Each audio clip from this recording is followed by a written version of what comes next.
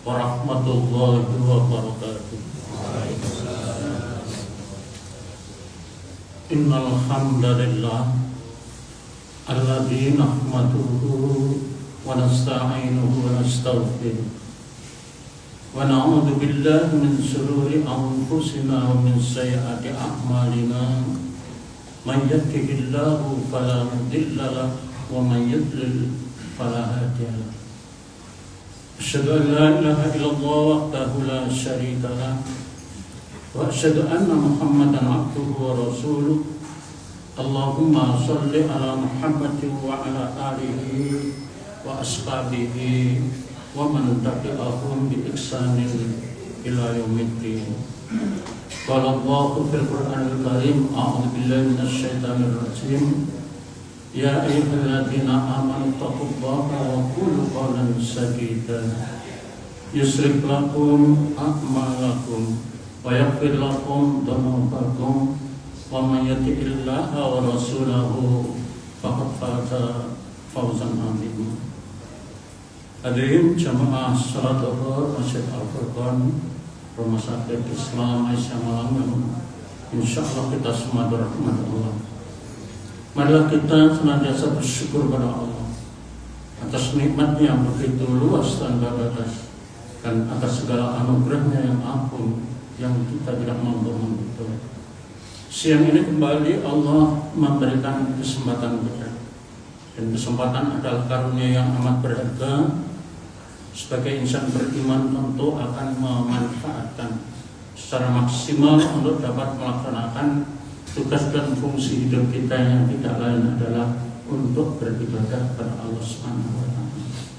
Mudah-mudahan seluruh amal ibadah kita selama ini diterima oleh Allah Subhanahu wa taala.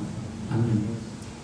Salam serta salam semoga tetap tercurah pada junjungan kita Rasulullah Muhammad sallallahu alaihi wasallam yang telah memberikan bimbingan, tuntunan dan pelajaran kepada kita sehingga kita dapat melaksanakan tugas hidup ini sesuai dengan petunjuknya. Yang ketiga, marilah saudara-saudara kita yang saat ini sakit dirawat di Rumah Sakit Islam Aisyah Malang, kita memohonkan kepada Allah agar Allah segera memberikan kesembuhan.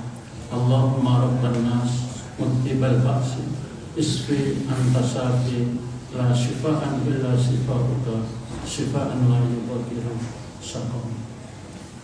Jamaah salat Zuhur yang insyaallah kita semua dirahmati Allah. Abu Umamah ini pernah bercerita kepada Rasulullah sallallahu alaihi wasallam terkait dengan dua kelompok, al-abid dan al-alim. Al-abid dan al-alim. Al-abid adalah orang yang ahli ibadah. Al-alim adalah orang yang ahli ilmu pengetahuan. Sama-sama baiknya, sama-sama positifnya. An Abi Umamah radhiyallahu anhu qala dzukira li Rasulillah sallallahu alaihi wasallam rajulani ahaduhuma abidun wal akharu alimun. Jadi diceritakan oleh Abu Umamah ini kepada Rasulullah tentang dua orang laki-laki. Yang satu abidun, yang satu ahli ibadah, tekun beribadah. Yang satu di samping juga ahli ibadah, juga ahli ilmu pengetahuan, rajin belajar, rajin memperluas, memperdalam yufaqih fiddin, fahamnya tentang agama terus dikembangkan, rajin mengikuti taklim dan rajin untuk menyampaikan ilmunya itu. Waqala Rasulullah, kemudian Rasulullah sallallahu alaihi wasallam menyampaikan kepada Abu Umamah, fadlul alimi alal abidi kafadli ala adnakum. Jadi orang-orang yang berilmu atau orang ahli ilmu itu, kata Rasulullah, fadlul alimi alal abidi kafadli. Orang berilmu itu seperti saya ala adnakum. Tsumma qala Rasulullah sallallahu alaihi wasallam. Jadi orang yang ahli ilmu itu seperti itu. Sedangkan orang yang ahli ibadah itu seperti kamu dan kalanganmu yang paling rendah. Padahal tugas hidup manusia wa ma khalaqtul jinna wal insa illa liya'budun, ahli ibadah. Tapi lebih unggul orang-orang yang ahli ilmu, para alim, para ulama. Sampai dikatakan oleh Rasulullah, al-ulama'u warasatul anbiya. Ulama itu pewaris nabi, bukan pewaris harta, bukan pewaris tahta, tapi pewaris ilmu pengetahuan agama. Untuk apa diperluas dan disampaikan? Maka dengan kisah ini, dengan hadisnya Ibnu Umamah ini, ahli Umamah ini, maka kita termotivasi agar bagaimana dalam perjalanan hidup kita ini menyisihkan waktu untuk terus memperdalam, memperluas ilmu pengetahuan kita. Diperkuat, dipertegas di dalam surat Az-Zumar ayat 9. A'udzubillahi minasyaitonirrajim. Hal yastawil ladzina ya'lamuna wal ladzina la ya'lamun. Apakah dapat disamakan orang yang mengetahui dengan orang yang tidak mengetahui? Jelas tidak sama. Antara orang yang berilmu dengan yang tidak berilmu, orang yang mengetahui dengan orang yang tidak mengetahui. Diperkuat di dalam surat Mujadalah ayat 11, yarfa'illahu alladziina aamanu minkum walladziina utul ilma darajat. Jadi Allah itu mengangkat derajat orang-orang yang beriman dan berilmu pengetahuan di atas rata-rata pada umumnya orang yang tidak menekuni, mendalami ilmu pengetahuan. Yarfa'illahu alladziina aamanu minkum walladziina utul ilma darajat. Al-Mujadalah. Jadi berarti kedudukan taklim sampai ditegaskan oleh Nabi, man salaka thariqan yaltamisu fihi ilman sahalallahu lahu thariqan ila jannah. Siapa yang hadir di situ majelis ilmu, maka Allah akan mempermudah baginya jalan menuju surga. Namun demikian, banyak orang yang pasif, banyak orang yang masih belum tertarik untuk mendalami, memperluas ilmu pengetahuan. Bahkan masih banyak orang yang tidak mencari ilmu pengetahuan itu. Dan kalau kita perhatikan surat Al-Fatir ayat 28, innama yakhshallahu min ibadihil ulama. Innama yakhshallaha min ibadihil ulama.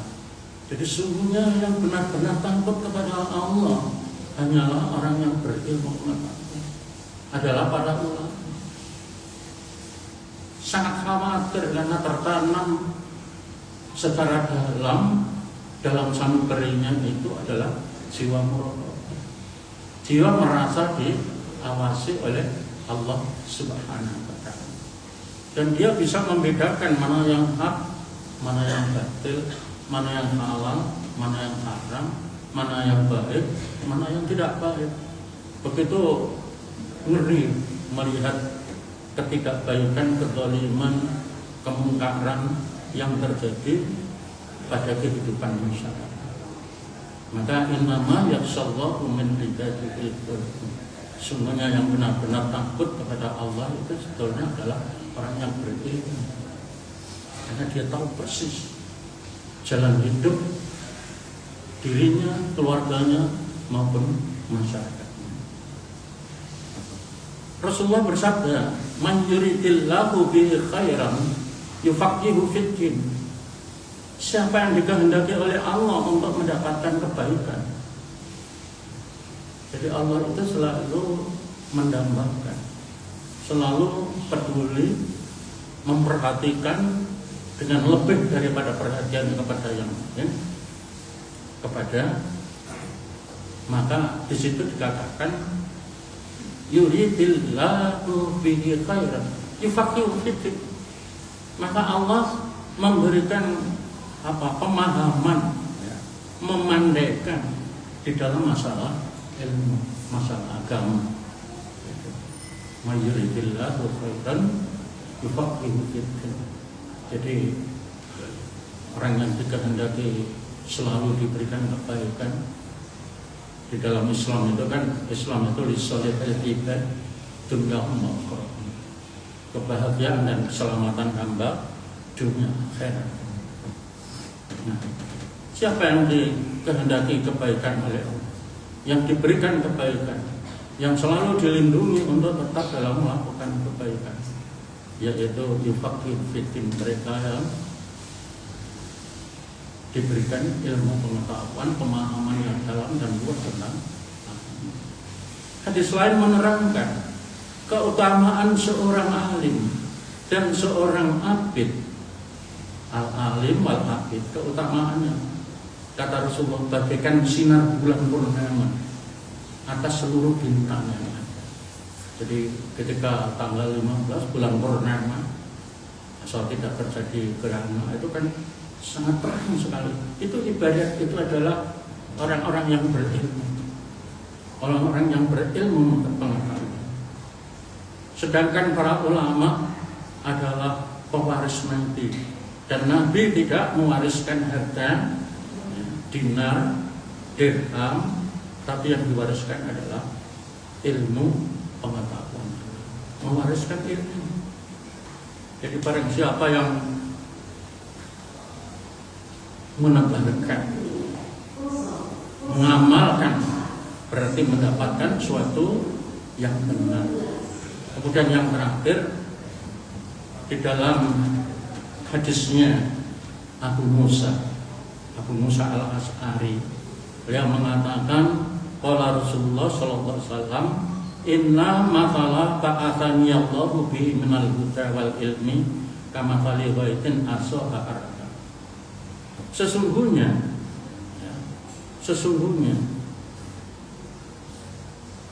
perumpamaan petunjuk dan ilmu yang diberikan oleh Allah kepadaku.